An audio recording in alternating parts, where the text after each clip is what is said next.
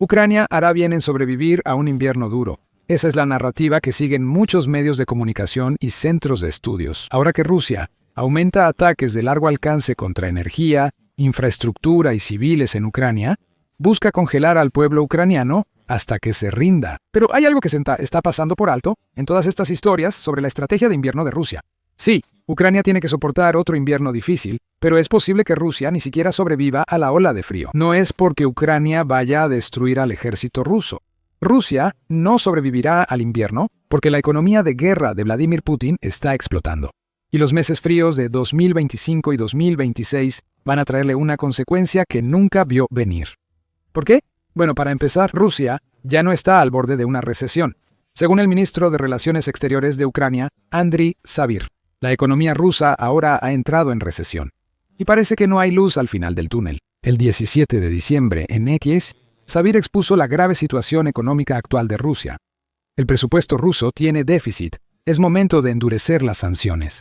Ahora es posible hacer que el costo de continuar la guerra sea insoportable para el Kremlin, afirmó Savir.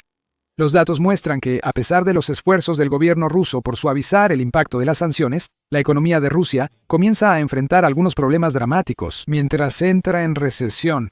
Después, Savir dio varias cifras que prueban su punto. Censornet informó sobre algunas de estas cifras, señalando que el periodo entre enero de 2025 y noviembre de 2025 ha visto que el déficit presupuestario federal ruso aumente a un récord de 54.000 millones y aún no ha dejado de aumentar.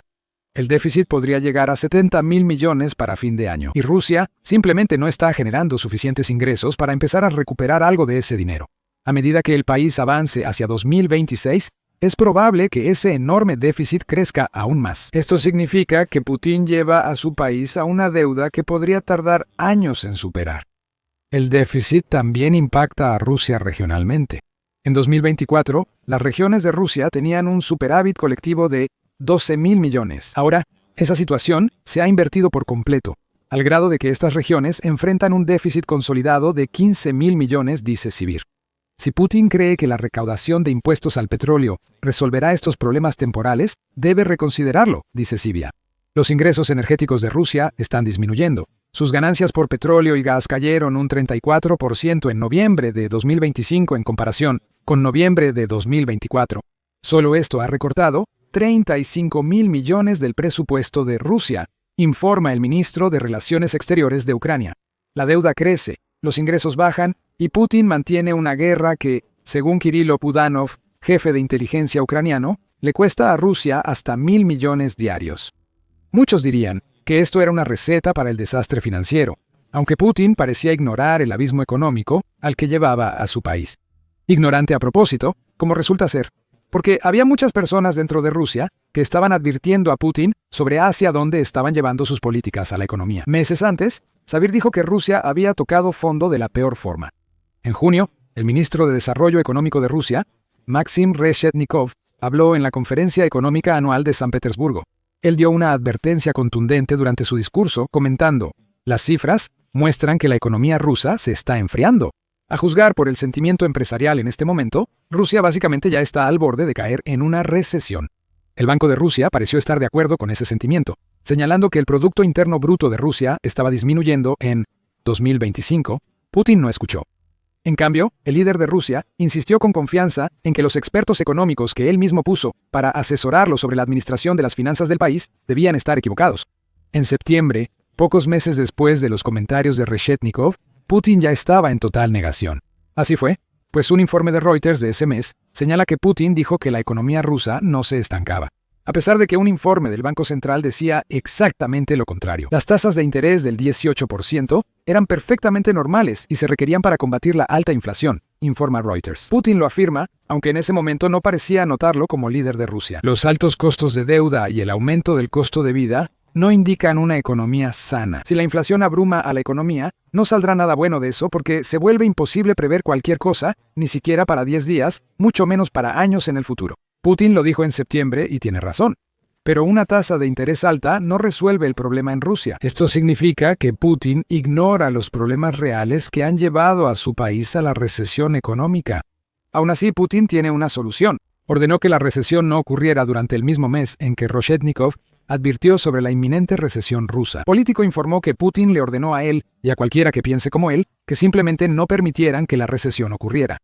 Algunos especialistas y expertos están señalando los riesgos de estancamiento o incluso recesión. Esto, por supuesto, no debe permitirse bajo ninguna circunstancia, declaró Putin. También es simple. Rozhednikov seguramente lamentaba no haber tenido la brillante idea de evitar que la recesión ocurriera. Por supuesto, la realidad no espera a ningún sistema económico roto, y ahora Rusia se encuentra precisamente en la recesión que Putin afirmó y ordenó que no sucedería. Putin es muy consciente de esa realidad, aunque finja que no le está afectando en este momento. Sabir indica que el Kremlin responde a los problemas económicos derivados de la postura cerrada de Putin sobre la guerra, ejerciendo más presión sobre los rusos, quienes ya padecen el alza del costo de vida y las altas tasas de interés. Ya lo mencionamos, Moscú se ve obligada a aumentar los impuestos, incluyendo un incremento muy delicado del impuesto al valor agregado y recortar los subsidios a las pequeñas y medianas empresas, lo que resulta en una recesión aún mayor y oscurece aún más su economía endémicamente corrupta. Mientras los rusos se empobrecen, los aliados de Putin siguen lucrando con la guerra, afirmó Sabir en X. También criticó duramente el impacto de Putin en la economía rusa, de la que alguna vez se atribuyó tanto mérito por arreglarla. Al negarse a poner fin a su brutal y absurda agresión contra Ucrania, Putin está hundiendo a Rusia, que alguna vez fue una economía próspera con niveles de vida en aumento, en una profunda recesión, peor que la que experimentó en la década de los 90. Sabir afirmó que el canciller ucraniano tiene razón al decir que Putin castiga a su pueblo con más impuestos. Con el déficit creciendo y menos ingresos petroleros, Putin lo ha ordenado. Cada día, los rusos entregan al Estado una parte más grande de sus salarios, que cada mes les alcanza para menos. En septiembre, el Ministerio de Finanzas de Rusia anunció que subirá el impuesto al valor agregado del 20 al 22%. Aunque aparentemente es un aumento modesto, el impuesto al valor agregado es básicamente un impuesto sobre las ventas que se aplica prácticamente a todo lo que compran los rusos. Es una fuente importante de ingresos para el Kremlin, generando el 15% de los ingresos del gobierno ruso en 2024.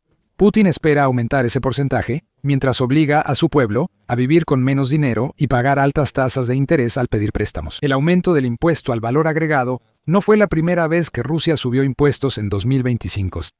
A principios de año, Putin rompió la promesa de que no habría grandes cambios en el sistema fiscal de Rusia hasta 2030. Al subir mucho los impuestos sobre la renta personal, es poco probable que las pequeñas empresas rusas eviten la búsqueda desesperada de dinero del Kremlin. Como informa Político, el Ministerio de Finanzas no solo está aumentando los impuestos, también propone incluir a muchas más pequeñas y medianas empresas en la red fiscal. Reducen el umbral de ingresos anuales para declarar a 10 millones de rublos, 120.000 de los actuales 60 millones o cerca de 745.000. Además, impondrá un impuesto del 5% a los juegos de azar y uno del 25% a las casas de apuestas según el medio. En septiembre, el ministerio fue transparente sobre por qué Putin rompía sus promesas fiscales. Las medidas están destinadas principalmente a financiar la defensa y la seguridad, reveló el ministerio en un comunicado. El pueblo ruso perdió la esperanza de que Putin cambiara de rumbo. Meses después, en noviembre, la Duma estatal rusa aprobó el proyecto de ley que aumenta impuestos y convierte estas medidas en ley. Rusia aprobó su presupuesto 2026-28 e invertirá 2.095.000 millones en su ejército en 2026. Así que parece que no hay un final a la vista para las dificultades económicas colectivas del pueblo ruso. Si algo no convence a Putin de acabar la guerra, el debilitamiento financiero de su país no lo ha logrado hasta ahora. Para Sabir, las dificultades de Rusia indican que hay que presionar más a Putin y acabar la guerra. Las negociaciones de paz fracasan. El líder de Rusia cree tener ventaja en Ucrania y exige condiciones inaceptables para Ucrania.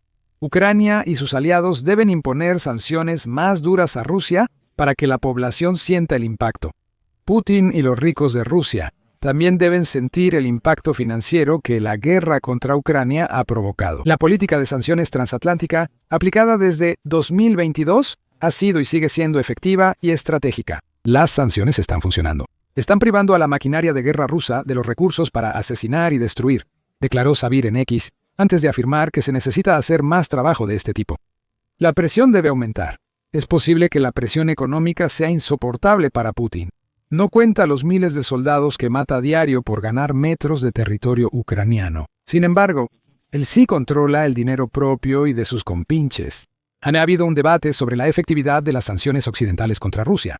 En febrero, The Conversation publicó que las sanciones rara vez cumplen sus objetivos y parecen haber fracasado en Rusia. El medio afirma que las sanciones han causado disrupción económica en Rusia, aunque podría subestimarlo, ya que el artículo salió antes de que los ministros rusos empezaran a quejarse. La recesión, inflación, falta de mano de obra y devaluación han afectado a Rusia, pero su impacto general parece limitado. El medio cita una predicción de abril de 2024 del Fondo Monetario Internacional, que señaló que la economía de Rusia crecería más rápido que las demás economías avanzadas ese año. Esa predicción envejeció mal. Aunque ahora sabemos lo mal que cayó la economía rusa, aún se puede decir que Occidente podría y debería hacer más con sus sanciones. Sabir lo señala él mismo, observando que Estados Unidos, la Unión Europea y el grupo de los 7 países todavía tienen una enorme cantidad de influencia a su disposición que podrían usar para ejercer aún más presión sobre Rusia. En este momento, Sabir afirma que solo el 20% del complejo militar industrial de Rusia está siendo sancionado. El 80% restante permite más restricciones financieras. Quizás Occidente deba usar su poder para mostrarle a Putin que no negocia desde una posición tan fuerte. Simon Johnson, quien es economista en la Escuela de Administración Sloan del Instituto Tecnológico de Massachusetts, parece estar de acuerdo con Sabir. Él dice que las sanciones de Estados Unidos y otros países funcionan, pero podrían ser más efectivas. Las claves están en la cooperación entre las entidades que imponen las sanciones y la disposición de esas entidades a experimentar un poco de dolor ellas mismas para asegurarse de que la presión realmente recaiga sobre Putin. Para que la aplicación de las sanciones sea completamente creíble y efectiva, Occidente tiene que estar dispuesto a asumir al menos algunos costos potenciales, aunque un diseño de políticas inteligente puede reducir esos costos, dice Johnson. La Unión Europea no siempre ha querido asumir su parte del dolor. Sin embargo, eso va a cambiar debido a las acciones que está tomando la Unión Europea, que parecen destinadas a perjudicar aún más a Rusia. Acompáñanos para conocer la nueva medida de la Unión Europea más adelante en el video. Aunque algunos ven con pesimismo las sanciones de Occidente a Rusia, es innegable que siguen funcionando, aunque podrían ser más efectivas. United 24. Media señala en un artículo del 17 de diciembre que el estado de la industria rusa prueba que las sanciones ya funcionan mejor de lo que algunos admiten. Según las cifras que Sabir compartió de la industria, United 24 Media informó que el petróleo y gas aportan cerca del 40% al presupuesto federal ruso.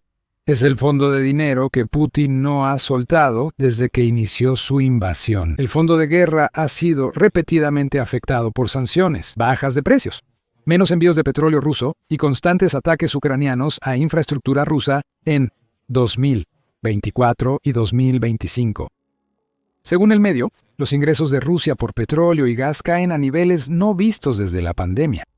Diciembre de 2025 refleja los problemas petroleros causados a Rusia por sanciones y otras medidas. Rusia solo recibirá cerca de la mitad de los ingresos por petróleo y gas que obtuvo en diciembre de 2024.